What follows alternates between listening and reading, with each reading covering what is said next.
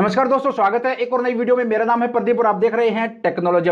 दोस्तों, आज की इस वीडियो में हम बात करेंगे कि फोरम 19 क्या होता है, फोरम 10C क्या होता है, फोरम 31 क्या होता है, फोरम 10D क्या होता है। अगर आप एक पीएफ अकाउंट होल्डर्स हैं तो आपको भी इसके बारे में पता होना जरूरी है, क्योंकि आपको भी अगर आपका पीएफ अकाउंट है तो आपको एक ना एक दिन इन फॉर्म की जरूरत पड़ेगी और आपको एक ना एक दिन ये फॉर्म भरना पड़ेगा, चाहे फॉर्म 31 हो या फिर फॉर्म 19 हो या फिर फॉर्म 10C हो या फिर फॉर्म जो है 10D हो।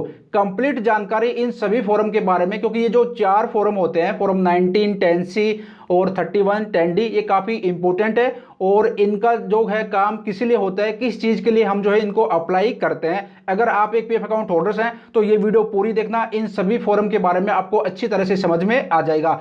वीडियो में आगे बढ़े उससे पहले छोटी सी आपसे रिक्वेस्ट है, अगर आप भी पीएफ अकाउंट होल्डर्स हैं और आपका भी पीएफ अकाउंट है, इस तरह की हेल्पफुल नॉलेज बेस्ड वीडियो पाना चाहते हैं, चैनल पर नए हैं तो चैनल को सब्सक्राइब करके हमारे साथ जुड़ सकते हो, जिससे कि पीएफ ईपीएफ से संबंधित जो है आपको इस तरह की हेल्पफुल नॉलेज बेस्ड वीडियो जो है लगातार मिलती रहेंगी। तो चलिए अब वीडियो में आगे बढ़ते हैं। तो चलिए सबसे पहले यहाँ पे मैं आ गया हूँ ईपीएफओ का जो यूएन मेंबर का पोर्टल है, यहाँ पर मैं आपको दिखा देता हूँ और अच्छी तरह से समझा भी देता हूं, जिससे कि आपको जो है समझने में भी आसानी हो और आप अच्छी तरह से समझ सको। तो यहां पर मैंने ईपीएफओ का यूएन मेंबर का पोर्टल है उसको ओपन कर लिया है, बाकी इसका लिंक मैंने वीडियो के डिस्क्रिप्शन में दे दिया है। तो यहां पर मैं अपना 12 डिजिट का यूनिवर्सल अकाउंट नंबर और पासवर्ड मेंशन करके मैं फटाफट से लॉगिन कर लेता हूं। तो यहां पर मैंने अपना यूनिवर्सल अकाउंट नंबर 12 डिजिट का डाल दिया है और यहाँ पे मैं डाल देता हूँ पासवर्ड, और पासवर्ड डालने के बाद यहाँ पे ये जो कैप्चा कोड है ये मेंशन कर देता हूँ और उसके बाद फिर आगे का प्रोसेस कंप्लीट आपको दिखाता हूँ। ठीक है, यहाँ पे मैंने पूरी डिटेल मेंशन कर दी। अब मैं कर लेता हूँ साइन इन, और साइन इन करने के बाद यहाँ पे एक अलर्ट देखने को मिलता है, इसको कर देते हैं लेटर। तो यहाँ पे मैंने सक्सेसफुली लॉगिन कर लिया है। अब यहाँ पे देखिए पीएफ का पैसा निकालने के लिए हमें यहाँ पे ऑनलाइन सर्विसेज का ये जो ऑप्शन है इस पर क्लिक करना रहता है, यहाँ पर जाना रहता है और यहाँ पे देख सकते हो claim forum 31, 19, 10C and 10D यहाँ पे ऑप्शन आ रहे हैं। तो यहाँ पर जब हम क्लिक करेंगे उसके बाद यहाँ पर हमें अपना बैंक अकाउंट नंबर पूरा मेंशन करना रहता है और मेंशन करके यहाँ पे वेरीफाई करना है। ठीक है, तो चलिए मैं बैंक अकाउंट नंबर पूरा मेंशन कर देता हूँ यहाँ पे और फिर मैं आपको सारे फॉर्म दिखा देता हूँ यहाँ पे। और यहाँ पे मैंने बैंक अकाउंट नंबर पूरा मेंशन कर दिया। अब मैं करता हूँ वेरीफाई और यहाँ पे यस। यहाँ पे देखिए बैंक अकाउंट जो है वेरीफाई हो गया। अब नीचे की तरफ आते हैं, यहाँ पे प्रोसेस्ड फॉर ऑनलाइन क्लेम, यहाँ पर क्लिक करते हैं और इस पर क्लिक करने के बाद कुछ इस तरह से आपके सामने जो है स्क्रीन आ जाएगी। अब यहाँ पे देखिए यहाँ पे एक ऑप्शन मिलेगा आपको, I want to apply for, और यहाँ पे एक छोटा सा बॉक्स है सेलेक्ट क्लेम ऑप्शन, और जब इस पर क्लिक करेंगे तो यहाँ पे आपको जो है चार फॉर्म देखने को मिलते हैं। अगर आप किसी कंपनी में काम कर रहे हैं, आपने कंपनी नहीं छोड़ी है, तो आपको यहाँ पे एक ही फॉर्म देखने को मिलेगा, फॉर्म 31। सबसे पहले बात कर लेते हैं फॉर्म 31 क्या होता है। देखिए जो फॉर्म 31 होता है वो एडवांस पीएफ के लिए होता है। अगर आप किसी कंपनी में नौकरी कर रहे हैं, आप घर पर नहीं बैठे हो, बेरोजगार नहीं हो, किसी कंपनी में आपकी जो है जॉब अभी काम कर रहे हो, आपकी जॉब चल रही है, तो ईपीएफओ ने यानी कि कर्मचारी भविष्य निधि संगठन ने पीएफ मेंबर्स को ये फैसिलिटी दे रखी है कि अगर इमरजेंसी में उनको कुछ पीएफ के पैसों की जरूरत पड़ जाती है, यानी कि उनको कुछ इमरजेंसी ऐसी हो जाती है बीमारी में या फिर घर बनवाना या फिर किसी की शादी करनी है, तो उनको कुछ पैसों की जरूरत पड़ जाती है, तो उनका जो पीएफ का जो पैसा रहता है वहां से वो एडवांस में पीएफ का पैसा निकाल सकते हैं। फॉर्म 31 अप्लाई करना पड़ता है। ये आप तभी अप्लाई कर सकते हो जब आप किसी कंपनी में नौकरी कर रहे हो, तभी आपको जो है फॉर्म 31 शो होगा। अगर आपने कंपनी छोड़ दी है, डेट ऑफ एग्जिट आपने मेंशन कर ली है, फिर आपको क्या करना पड़ेगा, कौन सा फॉर्म भरना पड़ेगा, आप जान जाएंगे इस वीडियो में। तो सबसे पहले यहाँ पे आपको समझ में आ गया होगा, यहाँ पे देख सकते हो पीएफ एडवांस फॉर्म 31। तो अगर आपको पीएफ का पैसा एडवांस में निकालना है तो आपको फॉर्म 31 अप्लाई करना पड़ेगा। अब बात करते हैं फॉर्म 19 की।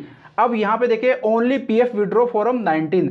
अगर आप किसी कंपनी में नौकरी कर रहे थे, अब आपने नौकरी छोड़ दी है, कहीं पर भी काम नहीं कर रहे, आपकी जो पीएफ मेंबर आईडी है वहां पे डेट ऑफ एग्जिट भी मेंशन हो गई है, 2 महीने से ज्यादा हो गया आपको नौकरी छोड़े हुए, घर पे बैठे हो, कहीं पर भी काम नहीं कर रहे, 2 महीने हो गए आपको कंप्लीट करे हुए, फिर आपको अपना पूरा पीएफ का पैसा निकालने के लिए, यानी कि ये वाली अमाउंट और ये वाली अमाउंट, एम्प्लॉय शेयर और एम्प्लॉयर शेयर, तो फॉर्म 19 होता है पूरा पीएफ का पैसा निकालने के लिए, कर्मचारी शेयर और नियोक्ता शेयर के लिए, ये वाली दोनों जो अमाउंट रहते हैं इसके लिए हमें फॉर्म भरना पड़ता है 19। तो यहाँ पे आपको फॉर्म 19 समझ में आ गया कि भाई फॉर्म 19 किस लिए भरते हैं। ये वाली जो अमाउंट रहती है और ये जो अमाउंट रहती है, इन दोनों को विड्रॉ करने के लिए हमें फॉर्म 19 भरना पड़ता है। यहाँ पे कंडीशन है फॉर्म 19 तभी आपको दिखेगा, तभी आप भर सकते हैं जब आप कहीं पर भी काम नहीं कर रहे हो और 2 महीने हो गए हैं आपको घर बैठे हुए, ठीक है। और आपकी जो पीएफ मेंबर आईडी है वहां पर आपकी डेट ऑफ एग्जिट मेंशन है, तभी जो है फॉर्म 19 दिखाएगा,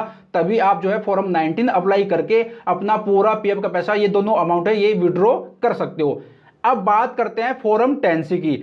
अब देखिए पीएफ की जो पासबुक रहती है, इसमें जो ये पेंशन की जो पैसा रहता है, पेंशन अंशदान का, पेंशन कंट्रीब्यूशन की ये जो अमाउंट रहती है, इसके लिए हमें फॉर्म 10C अप्लाई करना पड़ता है।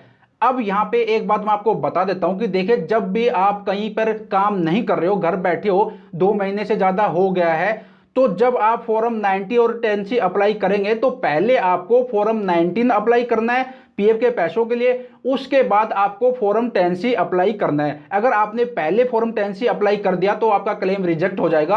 आपको पहले फॉर्म 19 अप्लाई करना पड़ेगा इस वाली अमाउंट को विड्रॉ करने के लिए, और फिर आप जो है फॉर्म 10C अप्लाई कर देना ये वाली अमाउंट विड्रॉ करने के लिए, ठीक है। अब आशा करता हूं आपको फॉर्म 31 के बारे में भी पता चल गया होगा, फॉर्म 19 के बारे में भी पता चल गया होगा, और फॉर्म 10C के बारे में भी पता चल गया होगा, ठीक है। तो चलिए दोस्तों अब बात करते हैं फॉर्म 10D के बारे में। यहां पे देखिए मंथली पेंशन फॉर्म 10D।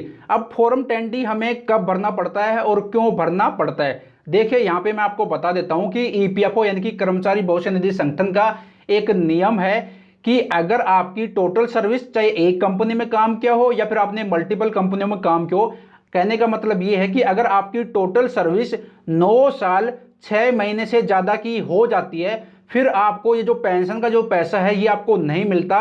जब आप 58 साल के हो जाएंगे तब आपको हर महीने ईपीएस 95 पेंशन स्कीम के तहत जो है पेंशन मिलेगी हर महीने। मिनिमम पेंशन ईपीएफओ कहता है 1000 रुपये, बाकी डिपेंड करता है कि आपकी कितना अंशदान जमा हो रहा था और आपकी टोटल कितने साल की सर्विस थी, उसके हिसाब से जो है कैलकुलेट किया जाएगा। फिर आपको ईपीएफओ की तरफ से हर महीने ईपीएस 95 पेंशन स्कीम के तहत जो है पेंशन मिलेगी, तब आपको जो है फॉर्म 10D भरना पड़ेगा। तो सिंपल कहने का मतलब यह है कि अगर आपकी टोटल सर्विस 9 साल 6 महीने से ज्यादा की हो जाती है, फिर आपको फॉर्म 10C नहीं भरना, फॉर्म 10D भरना पड़ेगा आपको।